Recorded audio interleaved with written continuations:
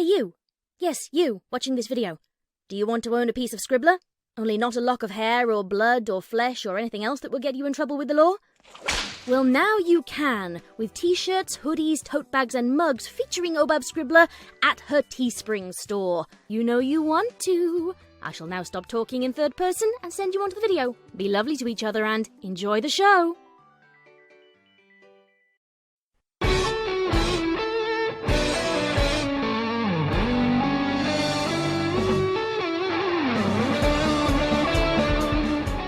Ponytails. Read by Scribbler.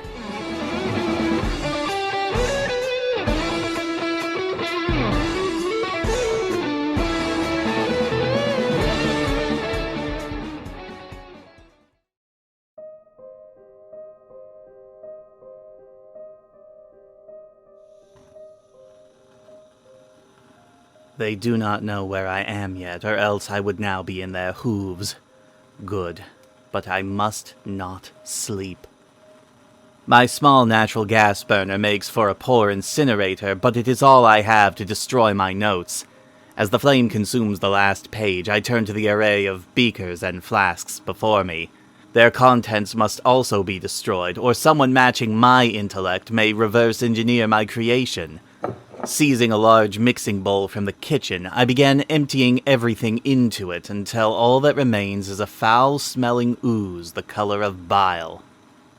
I will be the only mortal to have ever possessed this power. The only document I allow to exist is the letter I will leave behind. The press will publish it, for they can do no other things. The world will know, and will understand. But will they really? I begin scrutinizing it again, making sure every letter, comma, and page number is in place. Yes, my story is told here. Despite the exhaustion and adrenaline, the words bring me back to the first night after I perfected the formula.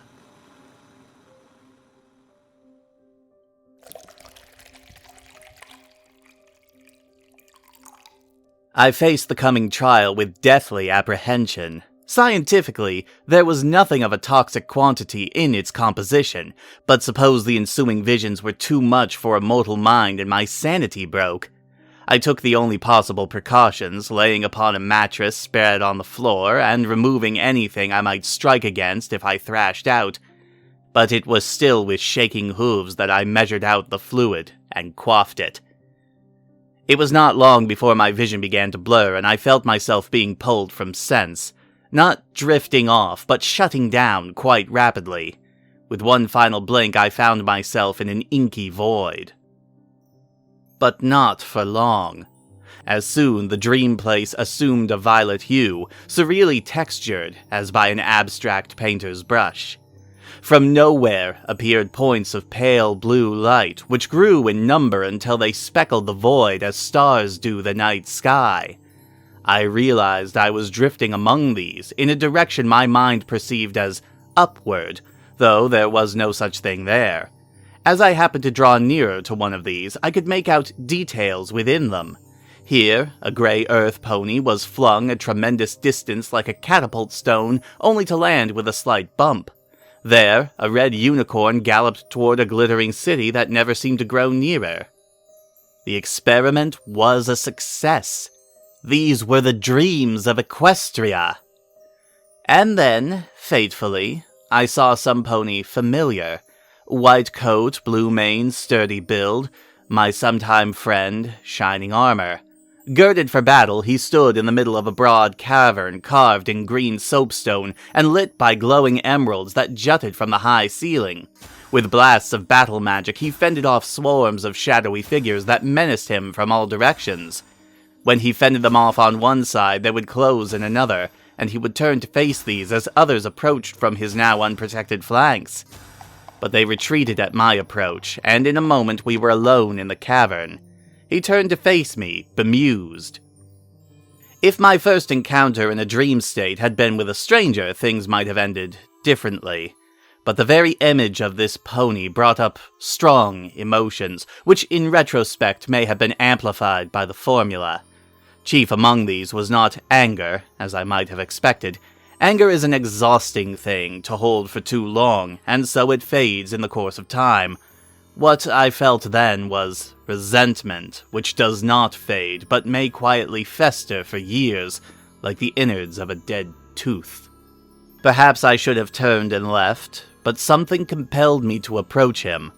I said nothing at first, and he stood in awkward silence, making no sign of greeting. He did not recognize me. I stopped a body length away and spoke with as even a tone as I could. "Hello, Shining, old buddy, old pal." At this, recognition dawned on his features. Poindexter? Poindexter, dude! He smiled, as if actually glad to see me. "Do not call me that." Oh, sorry. He addressed the place where my chin should have been. Gizmo. Gizmo, right? After everything, he barely remembered my real name. For a moment, I was too angry to even speak. He cleared his throat rather loudly.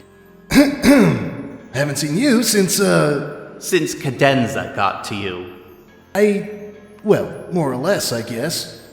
With a forehoof, he scratched an unarmored part of his head. Too bad I ran out of time for ogres and oubliettes, but you know how it is. Never mind. Those were foolish games in aid of nothing. You and the others all went away in the end. You're right. I'm sorry I lost touch. He found the nerve to look me in the eye again. This was too much. I leapt forward and stamped at the ground, teeth bared. "Oh, you're sorry! You're sorry! Of course you are, once I bring it up." He raised a forehoof, perhaps involuntarily. Hey, chill. "Chill, you say? I let myself be humiliated in front of our entire school so you could get Cadenza's attention.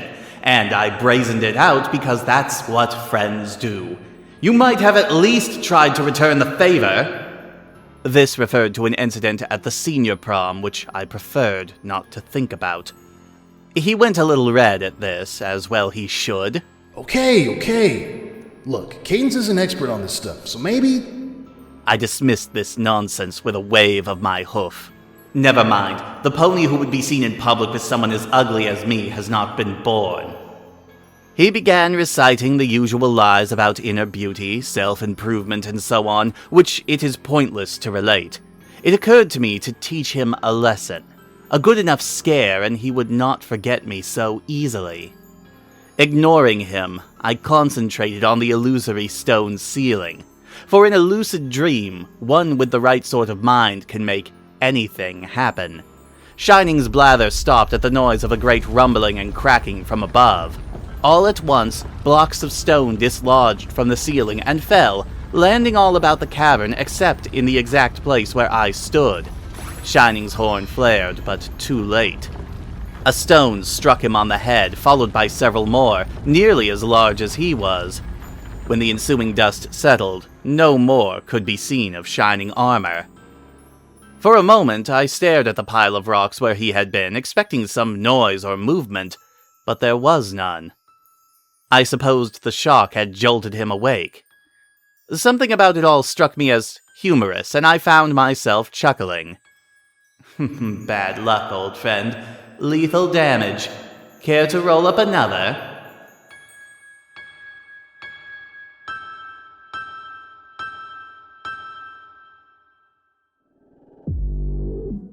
I awoke to the thumping of bass notes, the work of the disc jockey next door. I had on several occasions explained to her that the noise bothered me, and each time the idea seemed to take at first, but it had always started again after a few weeks or even days. She could give no explanation, being unable to speak, and I could not be bothered to learn sign language for the sake of one pony.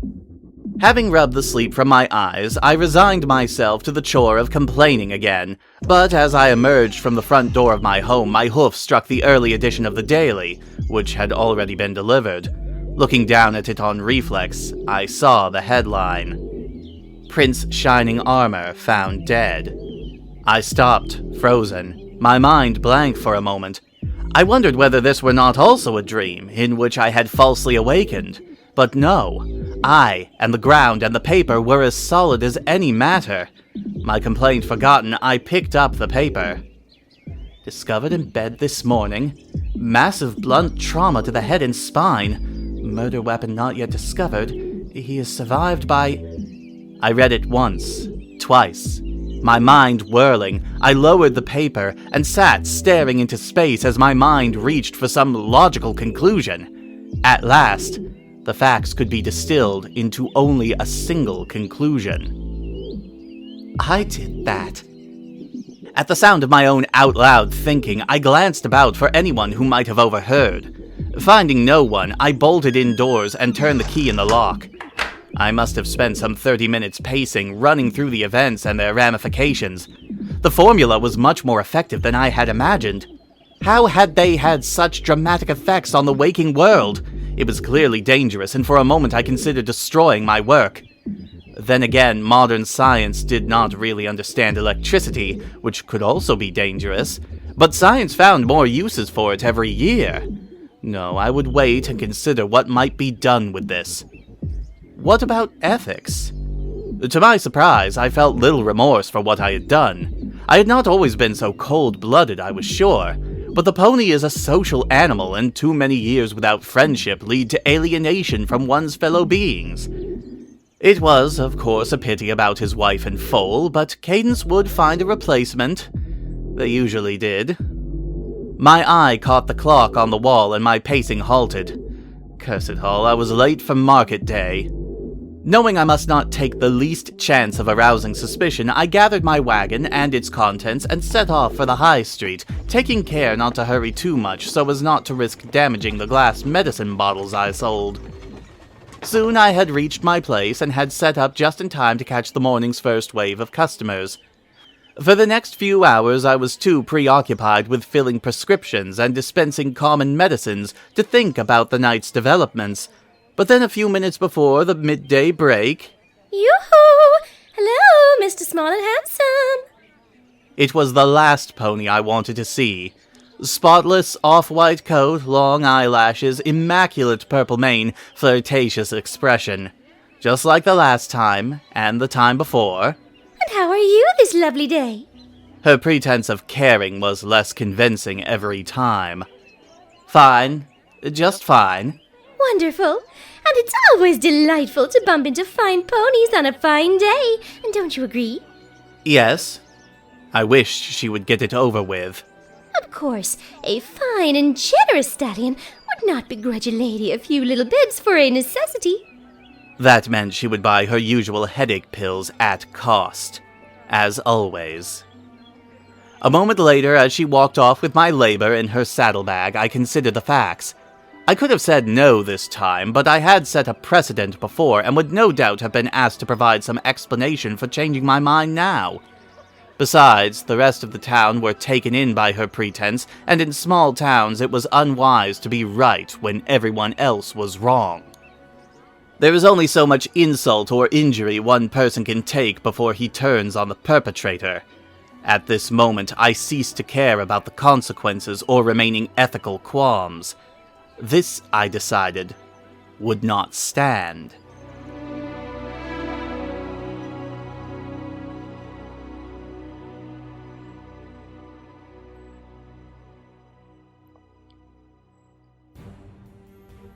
Oh heavens! Get it away! She recoiled, horrified, from the mirror I had placed before her. Don't you like it? I could not keep a mean little smile from creeping onto my muzzle. She half turned away and waved a hoof at the mirror. Dreadful! It's you if you had been born as ugly as me. She looked sidelong at the mirror and began hurriedly thinking out loud, lying to herself. Alright. I can still work with this. I can... Latent anger began to creep into my voice. It's not so bad. Of course, you wouldn't be able to manipulate others. In fact, they would ignore you unless you were useful to them, and ignore you again when you weren't.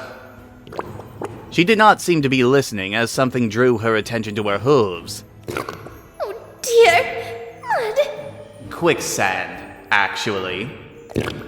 In the time it took to say this, she was knee-deep. She tried to raise one forehoof, but the slightest movement pulled her farther down. She looked to me, eyes wide, trying in vain to maintain composure. Do you suppose you might? I turned to the side so she could not meet my gaze. In the corner of my eye, I saw the sand had reached her barrel. Even so, I think I would rather be me than you. Now struggling in panic, she screamed aloud. Whatever I didn't mean any harm! Eventually, there are always consequences for manipulating others. Besides, you're bad for business. Only the head was now visible above the sand. I'm sorry! Let me make amends! Her next lies were blocked by a mouthful of sand. There was only a repulsive gagging noise. Sure, I could ban you from my shop or insist you pay full price, but you're popular, and I'm not. It is a small town, after all. To this, the only answer was a spastic shaking of a raised hoof as it vanished beneath the surface. Goodbye, Rarity. You'll be missed, but not by me.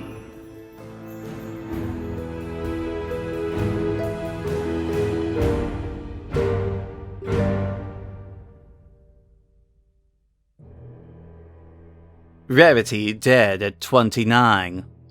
The press, I noted, were fast in the modern age. But they were also more sensationalized, judging by the summary below the headline. Well-known fashion designer found suffocated, foul play suspected. The article made it clear that the authorities had no idea how the deed was done, or so it seemed. Over morning coffee, I considered the facts again. I had never before harmed another pony, but now had committed 2 killings in 2 nights. It was easier the second time. I found myself surprised at how little the thought bothered me. Well, why not? They went in their sleep, and were not in pain for long. I had quietly suffered their abuses for years, and their troubles were now over. It was I who was merciful. But what now? I could certainly not patent my formula. I suppose I could hide or destroy my work and carry on as if nothing had happened. Then again, why? There was no evidence for the authorities to trace, and I could strike anywhere in Equestria, perhaps even beyond it. And should I go on living alongside so many parasites, constantly tormented by the thought of them? It was all too much to think in one place, and so I decided to take the morning off and jaunt about the outskirts of town to clear my head. The morning was just cool enough to be pleasant, and the dew still glistened on the grass on either side of the back roads. I saw no one else until the postmare, bubbly as ever, crossed my path and stood aside as I passed. Though neither of us had ever caught the other's name, she smiled and waved. To my surprise, I found myself deciding that, as she was so agreeable, I would let her live. As I met more ponies on the way, the thought went through my mind again and again. I will allow you to live, and you, and you. And by the time I reached my home, I had decided who would be the next exception.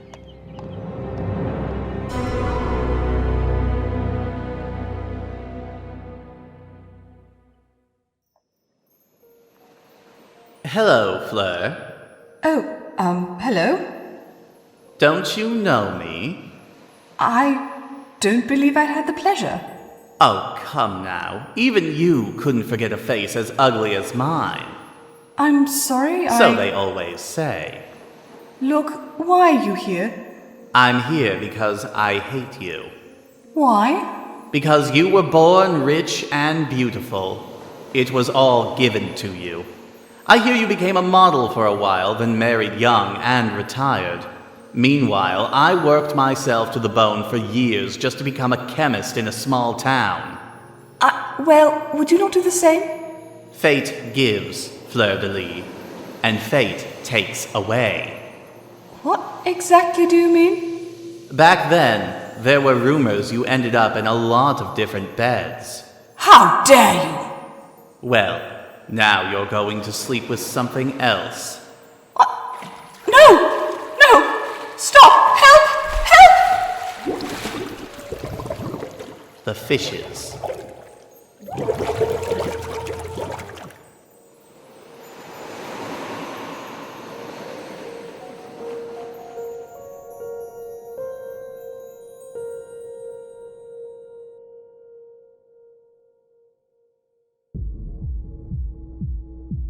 Sand Pony strikes again. Equestria's first serial killer in over a century targeting well-known white unicorns. So the authorities had begun to examine my wake in earnest. Strangely, it had not occurred to me that my victims were all white unicorns, famous in one way or another. I laughed aloud at how easily the papers were misled by the coincidence.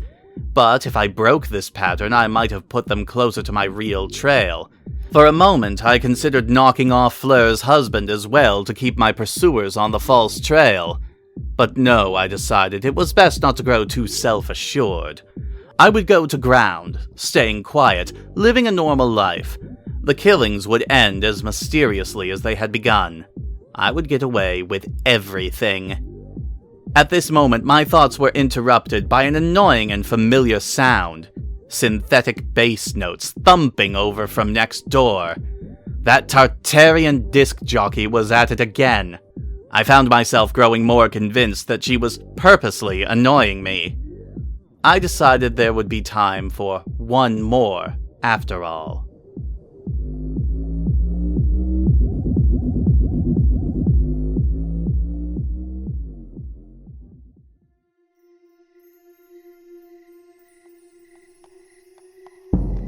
I met her in the ruins of an ancient, outdoor amphitheater carved into the earth.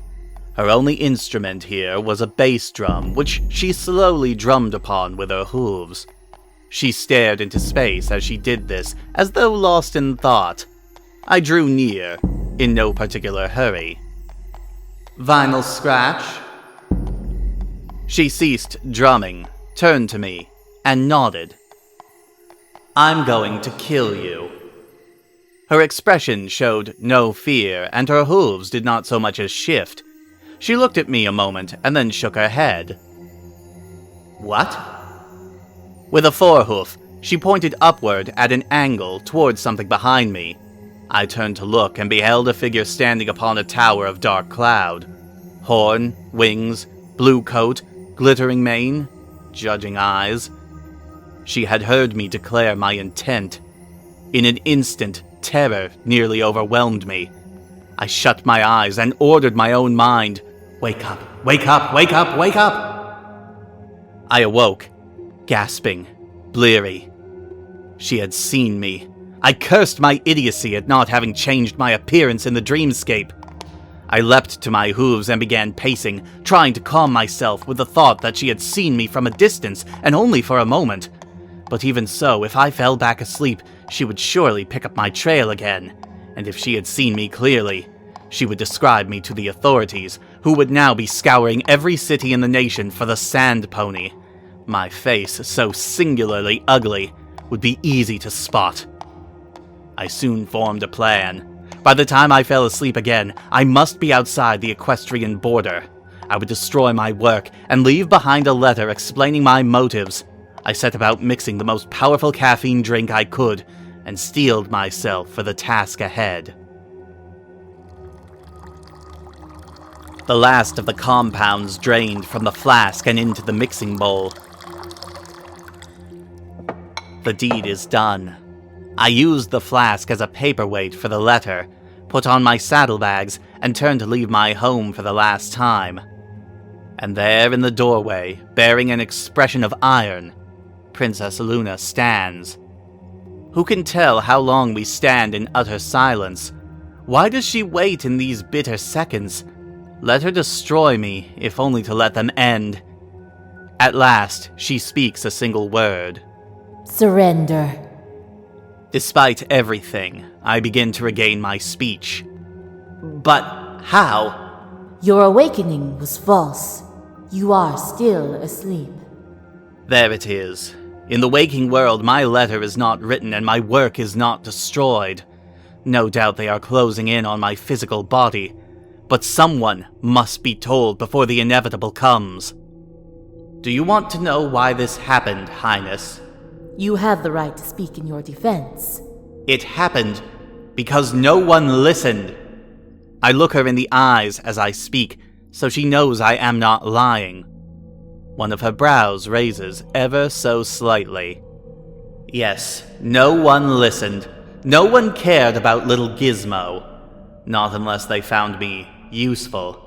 And once I was of no more use, I was discarded, like trash. Though I try to maintain composure, a surge of bitterness manifests in a hoof stomp. I was not born a killer, Highness. So it may be. Even still, you know the meaning of the law. The law? I give a single bark of sardonic laughter. I've read about you, Highness. You know what it's like, and you lashed out against a world that mistreated you. As I speak, an idea comes to mind. She wishes to apprehend me for the court and the dungeon. I will not allow her the chance. My next words are emphasized. But now, you're here to punish me for the same thing. You're nothing but a hypocrite. It is true. The guilt was mine. But I paid for it, and have never ceased making amends. Trust well, it is better if you surrender peacefully. An immortal would know better. She is lying like the rest of them. I know what must be done. In a sudden burst of movement, I dodge toward the table upon which the mixing bowl sits. She leaps towards me, wings spread and horn glowing, but too late. I seize the bowl, and in an instant swallow several disgusting mouthfuls. For while the formula's compounds were safely measured for the purpose, they are toxic in large amounts. A burst of white magic uselessly rips the bowl from my hooves. I crumple to the floor and await the inevitable, which comes with merciful swiftness. As the formula stole consciousness, so the poison steals the spirit. I can't move, and Luna's voice is distant, and my vision blurs. Oh no, let me take it back. I don't want to die. Help me. Oh, please help me. I can't breathe. I can't.